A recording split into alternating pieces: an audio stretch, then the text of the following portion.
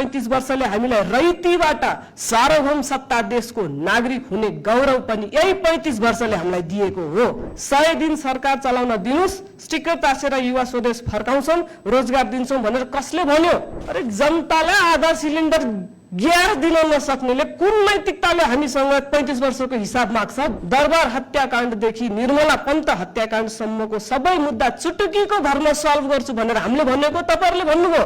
वो जिनकी अपनी लंगोटियां तक फटी हुई है, वो हमारी पगड़ी उछालने में लगे हुए। मान्छे बचाउन नसक्नेपछि मान्छेलाई स्वेच्छाले मर्ने अधिकार दिनुहुन्छ। अब के गर्नुहुन्छ तपाईहरुले? त्यसको जवाब दिनुस्। त्यसैले अब उपरान्त 35 वर्षमा के भयो के भएन भन्ने आफ्ना नेताहरूलाई सोध्नु होला। उहाँहरूले तपाईहरुलाई राम्रो प्रशिक्षण दिन्छन्, दिनु भएन भने हामीलाई बोलाउनु होला। हैन, प्रतिबन्ध लगाएर हुँदो रहेछ, साथ खोजेर सफलता पाइन्छ भन्ने सबक उहाँलाई मिलेको हुनुपर्छ। गेटका अगाडि गाडी पार्किङ गरेर होइन, संचार जगतको सहयोगमा सफल भइन्छ भन्ने लेसन पनि उहाँलाई प्राप्त भएको होला भन्ने मैले अपेक्षा राखेको छु।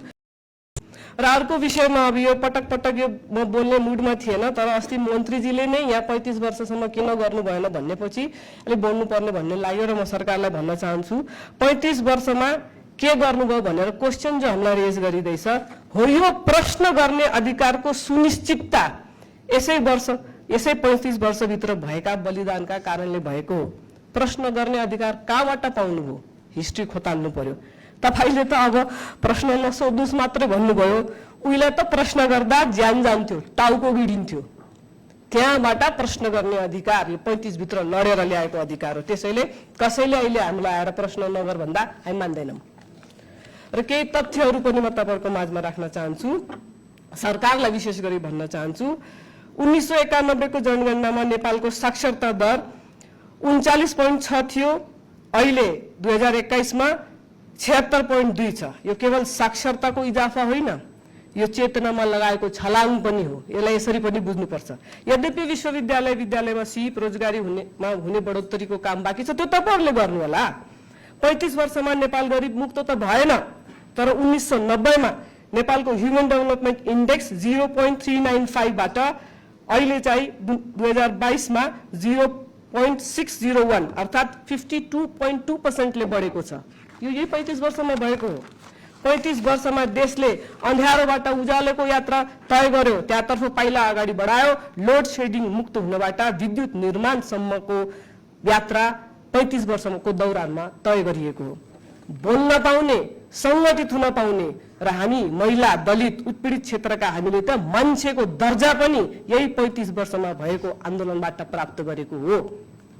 यिनी कष्टकर 35 वर्षले हामीलाई रैतीबाट सार्वभौम सत्ता देशको नागरिक हुने गौरव पनि यही 35 वर्षले हामीलाई दिएको हो। अझै थुप्रै डेटा पनि म दिन सक्छु, तर समय कम छ। तसर्थ पछिल्लो 10 वर्षमा के राम्रा काम र प्रगति भयो त्यो सत्तारूढ पार्टीका नेता एवं अर्थमन्त्रीले सार्वजनिक गर्नुभएको छ, त्यो पढ्नु होला। र म सम्माननीय अध्यक्ष मार्फत सरकारमा भएको पार्टी र सत्ता पक्षलाई आग्रह पनि के गर्न चाहन्छु भने तपाईहरुको एउटा क्लोज क्याम्प हुँदैछ जसमा तपाईहरुले आफ्ना माननीयहरूलाई प्रशिक्षित गर्दै हुनुहुन्छ। त्यहाँ तपाईहरुले कमरेड प्रचण्डलाई बोलाउनुस्, विपक्षी दलका नेतालाई बोलाउनुस्, हामी राष्ट्रिय सभाको सबभन्दा सिनियर साथी पनि त्यहाँ पठाउँछौं। त्यहाँ हामीलाई एउटा सेसन दिनुस्, त्यहाँ हामी बताउँछौं 35 वर्षमा हामीले के गर्यौं। यो मेरो अपिल हो तपाईहरुसँग, किनकि नभए तपाईहरुले उत्तर थाहा पाउनुहुन्न, हामी कतिचोटि उत्तर दिने। यसले पोलिटिकल सोशलाइजेसन पनि हुन्छ र अनुभव आदान प्रदान पनि हुन्छ, जसको अहिले बहुत दरकार परेको म देख्छु। अब तपाईहरुले जवाब दिनुस्, यो 4 महिनामा तपाईहरुले के गर्नुभयो?